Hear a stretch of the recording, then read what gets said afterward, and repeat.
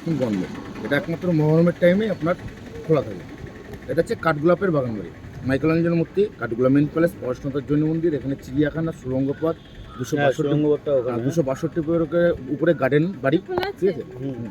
ঠিক আছে, তাছাড়াও আপনার হীরাবাইজি নাচমহল, রানীদের স্নান করা পুকুর, পুরো এই জায়গাটা দেখতে পাবেন। এই জায়গাটা হচ্ছে পুরোটাই 262 বিঘা। এখানে সময় লাগে 1 থেকে 1.5 ঘন্টা। এটা হচ্ছে হাউস অফ জগৎ সেট, আমাদের মানে তখনকার যুগের সবচেয়ে ধনী ব্যক্তি যিনি ছিলেন। এখানে টাকসাল, টাকা চাপানো মেশিন, মাটির তলায় গুপ্ত মিউজিয়াম, যে এখানে একটা যে সুড়ঙ্গ পথ আছে সেটা আপনি প্রবেশ করতে পারবেন, এইটা এখানে প্রবেশ করতে পারবেন। ঠিক আছে, টাকা চাপানো মেশিন, এমন একটা আয়না রয়েছে যেটা নিজের মুখ দেখা যায় না। তারপরে সোনার শাড়ি, রূপোর শাড়ি, এখানে সব দেখতে পাবেন। তাছাড়া নানা ধরনের ঢাল তালোয়ার এগুলো রয়েছে। এটা হচ্ছে নরসিংপুর রাজবাড়ি, ডাকাত দেবী সিং রাজার রাজবাড়ি। আগে ছিল ডাকাত, পরে হয়েছিল রাজা। এটা হচ্ছে নরসিংপুর আখড়া। এখানে 22 মণ রূপচাঁদের রথ, সোনার গৌরাঙ্গ, জগন্নাথের মূর্তি, 80 টাকা দামের ব্রিটিশ আমলের 4 চাকা, 16 টাকা দামের খাট, এবং একটু সুন্দর মন্দির রয়েছে। এটা হচ্ছে মির্জাপুরের বাড়িঘাট, যেখানে সিরাজকে 7 দিন আটক করে রাখার পর হত্যা করা হয়েছিল। এর ভিতরে ঢুকতে দেবে না, এটা বাইরে থেকে দেখাবো কীভাবে কী মানে হত্যা করেছিল, বিবরণটা এখানে বুঝিয়ে বলে দেবো। এটা হচ্ছে মির্জাপুর এবং তার সব পরিবারের টোটাল 1100টা সমাধি। আর এটা হচ্ছে আপনার আজিম মুনিসা বেগমের কলিজাহাটি সমাধি।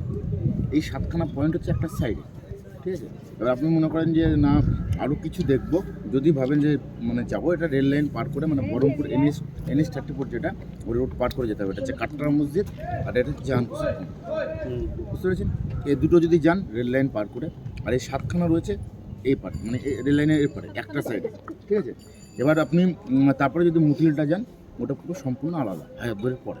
হায়াতদরি থেকে বিকেলবেলা যেতে হবে, ওটা আপনি নৌকোপথে যেতে পারেন।